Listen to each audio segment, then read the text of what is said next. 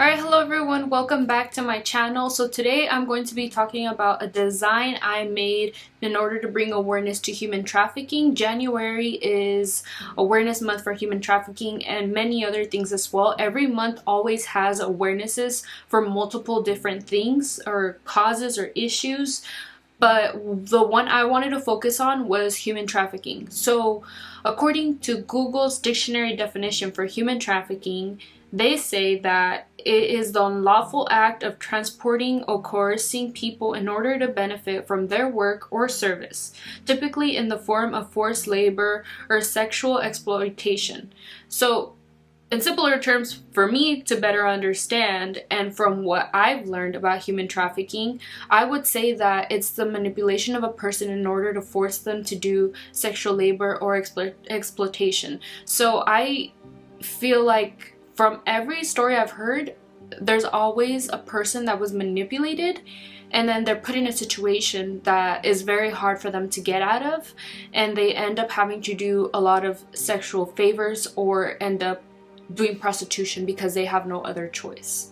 I want to share another quote with you guys by Monique Burr Foundation for Children. They said in an article that 70% of female victims are trafficked into commercial sex trade industry. The trafficking industry profits by 32 billion annually. 32 billion annually. That is an insane amount of money. And it just shows you how much of a demand there is for human trafficking, and it's so sad. It happens all the time, and it's an enormous problem worldwide, and it's so crazy to think that it can be happening in our neighborhoods right now. So, before I go more into what I've learned about human trafficking and the sad truth about it, I want to quickly talk about my designs that I made in order to bring awareness to this topic. I started with cocoons because I know that cocoons go through a lot. They take a long time, to turn into a butterfly. Even when it rains and when it's hot, they're still there and they're still being built and growing. And in the end, this huge, beautiful butterfly comes out.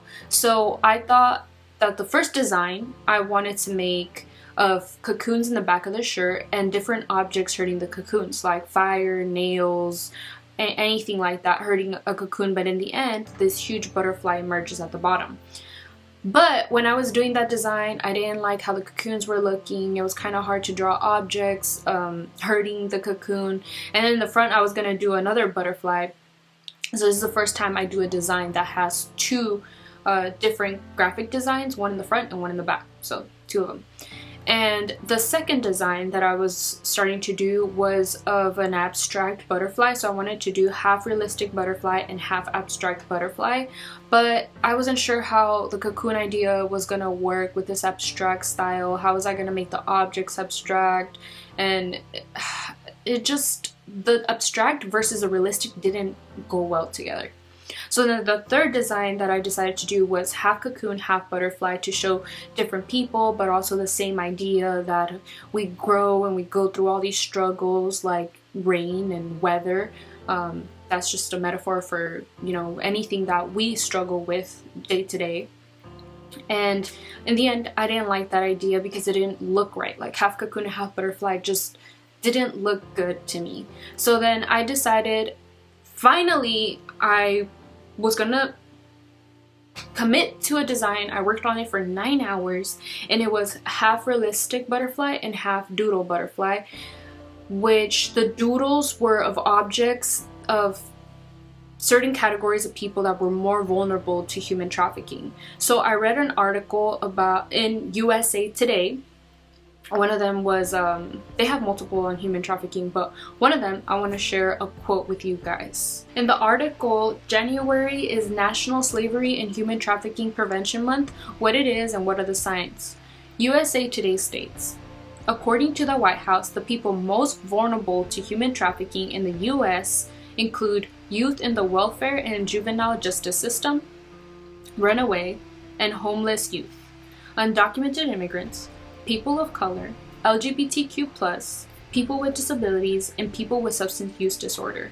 I decided to pick 3 people in these categories. So the one that I decided was undocumented, runaways, and people with substance use disorder. So for the butterflies, I decided to do, like I mentioned earlier, one half realistic butterfly and the other half the wing. I did doodles that I felt represented these categories. So for undocumented, I did things related to school, police, and what I personally felt associated with people who were undocumented.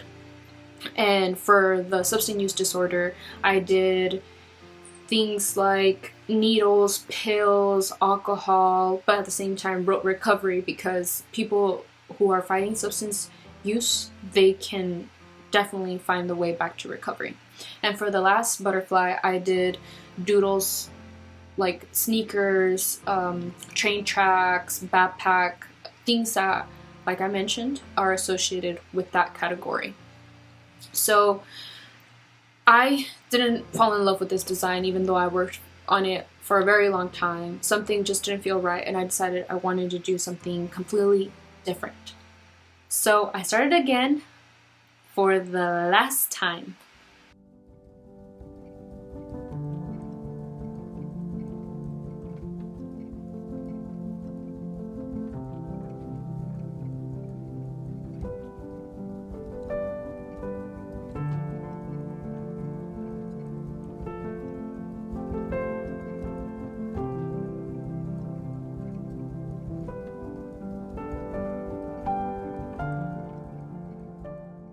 So the design I finally decided to stick with was of a woman in black and white sitting in a bathtub with these huge colorful monarch butterfly wings. To me, the woman in black and white represents despair, lack of self-love, sadness, etc. On the other hand, her colorful, huge butterfly wings represent strength, resilience, and hope.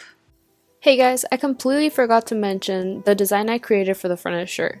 So I decided to do a monarch butterfly. One of its wings was realistic, and the other wing, I decided to put a quote I made up. The quote says, "Your struggles give you strength." And this resonated so much with me, and I feel like it will with so many other people, because we all go through struggles, but in the end we learn from them and we're stronger because of them. So I fell in love with this design. I feel like it gets the message across, and I just love it so much. And while I was creating it, I really wanted to learn more about human trafficking, and I am looking forward to sharing everything I've learned with you, because it has changed my perspective, and I hope it does the same for you. So the way I went about learning more about human trafficking was I looked up many survivor stories online and heard what they went through and how it is that they got themselves in that situation and how they got out. I also watched the full documentary by BBC News called Surviving Sex Trafficking, and I read a few articles on human trafficking as well. The way that sex traffickers rear people in is more than them coming in a van and kidnapping someone. Nowadays, they fake their identity and pretend to be someone that you want them to be, so you could bring your guard down. There's many different strategies that they use. For that stand out to me after listening to multiple stories is one, they use multiple people. So one person comes up to you and then another person comes up to you after that person, and they're like, oh, that person seems sketchy, don't trust them, what were they telling you? That way you can believe that they're looking out for you. The second one is using children, which I would not expect someone who has a child and loves them. I wouldn't expect for them not to love them and to be planning something so evil like human trafficking. And that just makes me wonder, how is the child doing? And then another way is by using a woman to recruit, and as women we're supposed to look out for each other and be there for one another. So you wouldn't expect another woman to be trying to put you in a situation like this. And then the fourth thing that I can think of is them lying to you and telling you that they have connections to what you're looking for. So for example, if someone comes up to you and is complimenting you and saying things like, wow, you're so beautiful, you look like you can be a model, are you already a model? And you're like, no, but I've considered it. And they tell you, oh, well, I'm part of a modeling agency, here's my number, just contact me. And that's just ways that they can try to rear you in, that is faking their identity and BS, not real, and don't fall for them.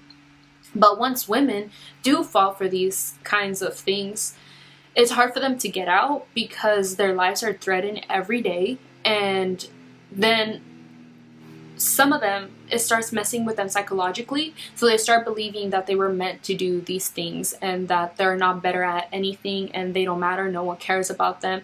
So why would they even leave if they can get everything they want from these sex traffickers?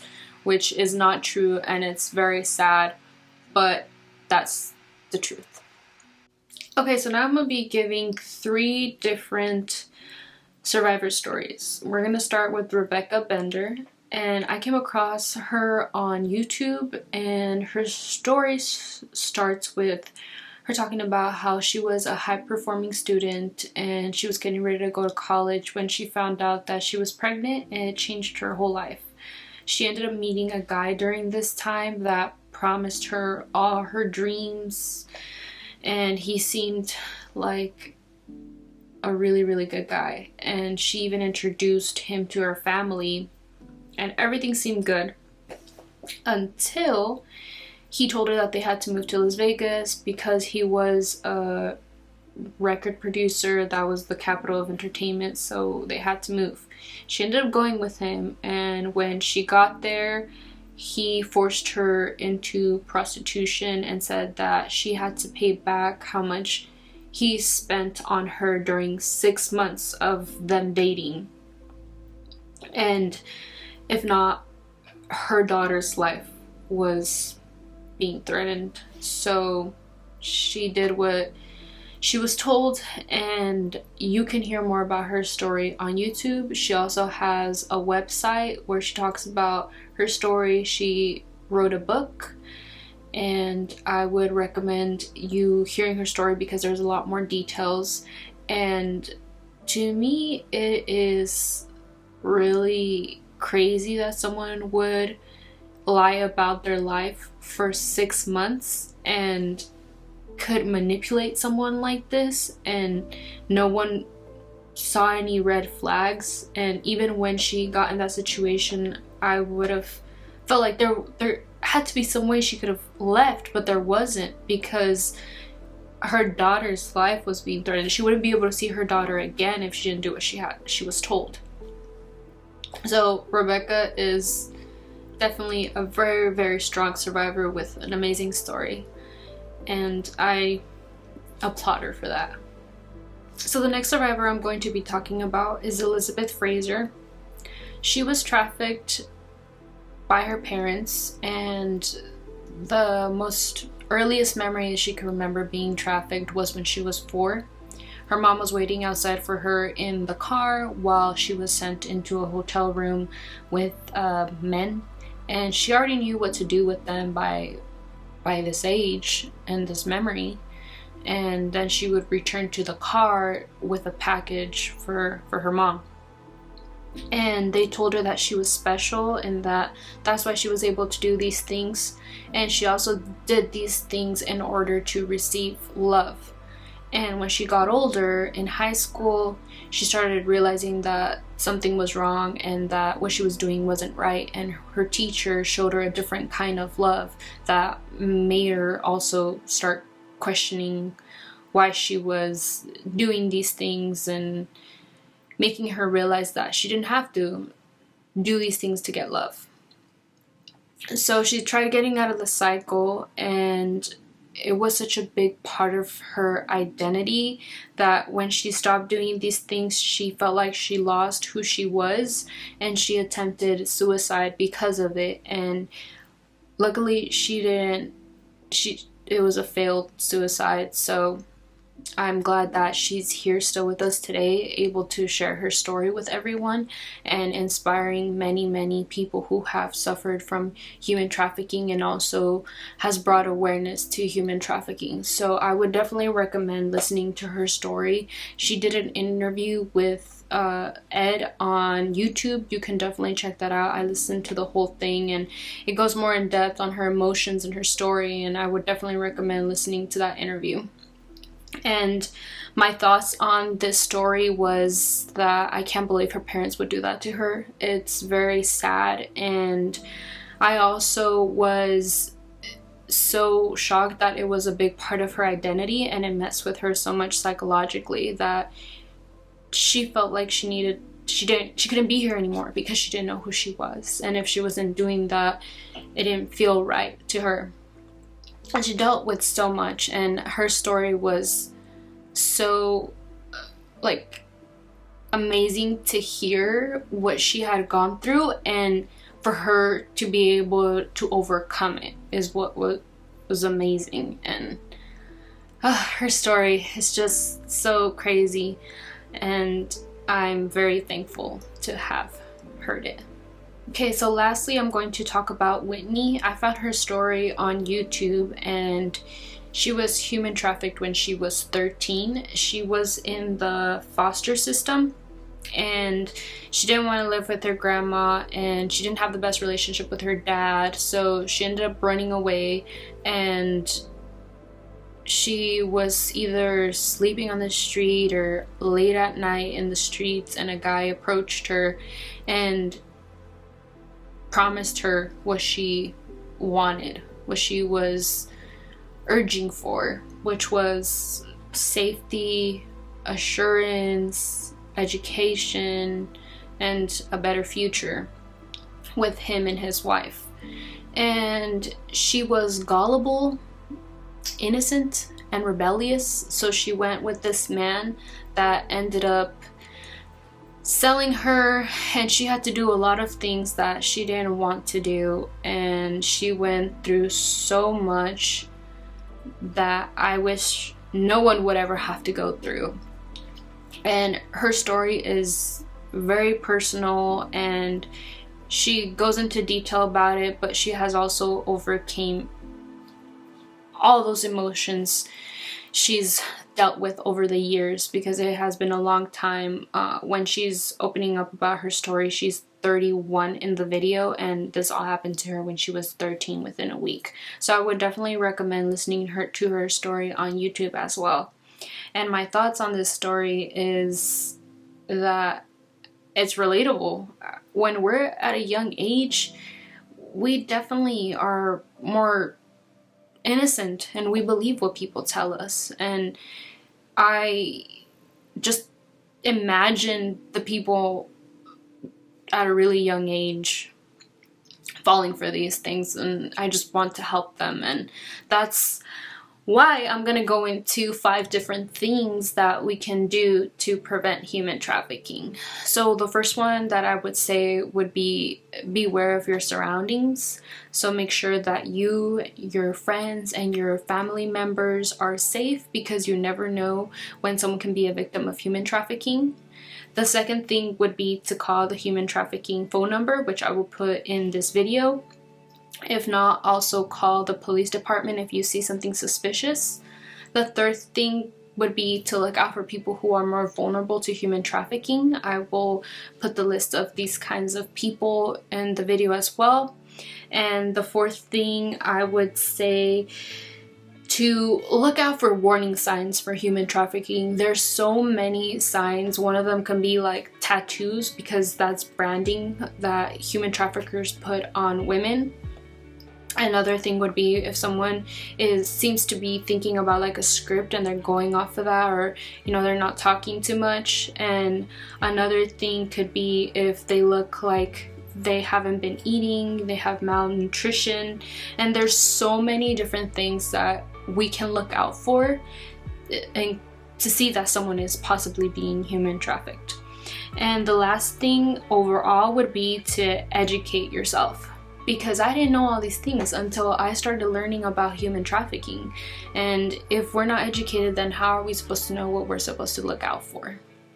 So thank you so much for joining me in this video, and I really hope you got something out of it, and I definitely learned so much. I also had a really good time coming up with this design. If you want to buy my t-shirt, go to my website ecographicprints.com, and it's available right now for pre-order. I'm waiting for the manufacturer to send me all of the shirts so that I can put them officially available and I can send them out right away. So definitely don't be too trusting of people and be aware of your surroundings. So thank you for joining me, and I will see you all next time.